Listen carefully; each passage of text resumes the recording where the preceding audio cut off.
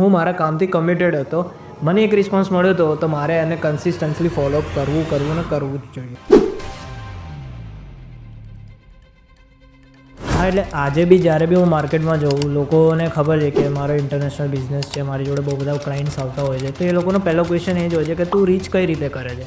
તો બેઝિકલી જ્યારે બી તમે ફર્સ્ટ ક્લાયન્ટ્સને ડીલ કરતા હો તો you have to keep patience in that. કોઈ બી આ બિઝનેસ ડીલ કરવા જશો તો trust plays a biggest role. તો આજે આપણને બી થતું હોય કે આ હા પાડશે ના પાડશે, હું સેમ્પલિંગ કરું છું તો મને ઓર્ડર મળશે નહીં મળે. તો એક જે ઇમોશન હોય ને એ ક્યાં કે આપણને બ્રેકઆઉટ કરતું હોય કે ભાઈ મળશે નહીં મળે, મળશે નહીં મળશે. તો but if you have a consistency in a business, આજે કોઈ બી ક્લાયન્ટ એ જોશે કે તમે કેટલા કન્સિસ્ટન્ટ છો ને તમે કેટલા એને રીચ કરો છો. એ તમે એક હોપ લઈને બેઠા છો, બટ એ હોપનું તમને રિઝલ્ટ મળશે મળશે ને મળશે, અને મને મળ્યું જ છે. હું મારા કામથી કમિટેડ હતો.